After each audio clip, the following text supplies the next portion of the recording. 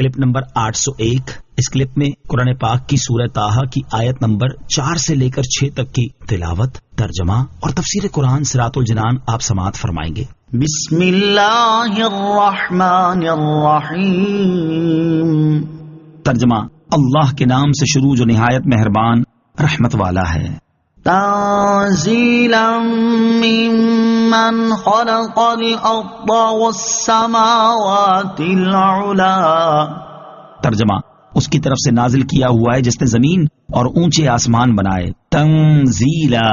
نازل کیا ہوا ہے۔ اس آیت میں اللہ تعالیٰ نے قرآن مجید کی عظمت بیان فرمائی کہ یہ قرآن اس اللہ عز و جل کی طرف سے نازل کیا ہوا ہے جس نے زمینوں اور بلند آسمانوں کو پیدا فرمایا، اور جس نے اتنی عظیم مخلوق پیدا فرمائی وہ خالق کتنا عظیم ہوگا۔ اور جب ایسی عظیم ذات نے قرآن مجید نازل فرمایا ہے تو یہ قرآن کتنا عظمت والا ہوگا۔ قرآن مجید کی عظمت بیان کرنے کا مقصد، یہاں قرآن کریم کی عظمت بیان کرنے سے مقصود یہ ہے کہ لوگ اس کے معانی میں غور و فکر کریں اور اس کے حقائق میں تدبر کریں، کیونکہ اس بات کا مشاہدہ ہے کہ جس پیغام کو بھیجنے والا انتہائی عظیم ہو تو اس پیغام کو بہت اہمیت دی جاتی ہے اور پوری توجہ سے اسے سنا جاتا ہے اور بھرپور طریقے سے اس کی اطاعت کی جاتی ہے۔ اور جب قرآن کریم کو نازل فرمانے والا سب سے بڑا عظیم ہے تو اس کی طرف سے بھیجے ہوئے قرآن عظیم کو سب سے زیادہ توجہ کے ساتھ سننا چاہیے اور اس میں انتہائی غور و فکر کرنا اور کامل طریقے سے اس کے دیے ہوئے احکام پر عمل کرنا چاہیے۔ افسوس، آج مسلمانوں کی ایک تعداد ایسی ہے جو تلاوت قرآن کرنے سے ہی محروم ہے، اور جو تلاوت کرتے بھی ہیں تو وہ درست طریقے سے تلاوت نہیں کرتے،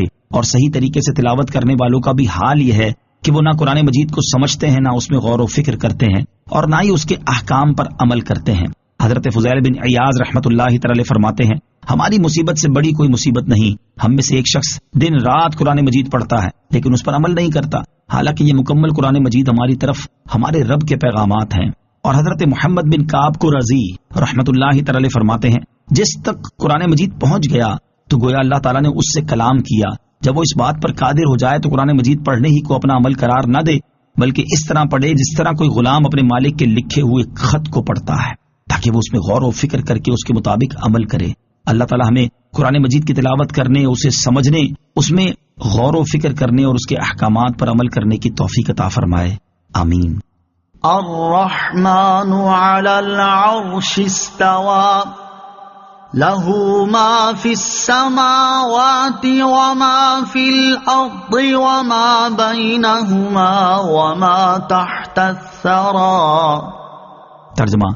وہ بڑا مہربان ہے، اس نے عرش پر استوا فرمایا جیسا اس کی شان کے لائق ہے، اسی کی ملک ہے جو کچھ آسمانوں میں ہے اور جو کچھ زمین میں، اور جو کچھ ان کے درمیان ہے، اور جو کچھ اس گیلی مٹی یعنی زمین کے نیچے ہے۔ الرحمن، وہ بڑا مہربان ہے۔ اس آیت اور اس کے بعد والی آیت کا خلاصہ یہ ہے کہ قرآن مجید نازل کرنے والے کی شان یہ ہے کہ وہ بڑا مہربان ہے اور اس نے اپنی شان کے لائق عرش پر استوا فرمایا ہے، اور جو کچھ آسمانوں میں ہے، جو کچھ زمین میں ہے، جو کچھ زمین و آسمان کے درمیان ہے، اور جو کچھ اس گیلی مٹی یعنی زمین کے نیچے ہے، سب کا مالک بھی وہی ہے، وہی ان سب کی تدبیر فرماتا اور ان میں جیسے چاہے تصرف فرماتا ہے۔ عرش پر استوا فرمانے سے متعلق ایک اہم بات، اللہ تعالیٰ کی اپنی شان کے لائق عرش پر استوا فرمانے کی تفصیل سورہ اعراف کی آیت نمبر 54 کی تفسیر کے تحت گزر چکی ہے۔ یہاں اس سے متعلق ایک اہم بات یاد رکھیں۔ چنانچہ حضرت امام مالک رضی اللہ تعالیٰ عنہ سے مروی ہے کہ کسی شخص نے آ کر اس آیت کا مطلب دریافت کیا کہ اللہ تعالیٰ نے عرش پر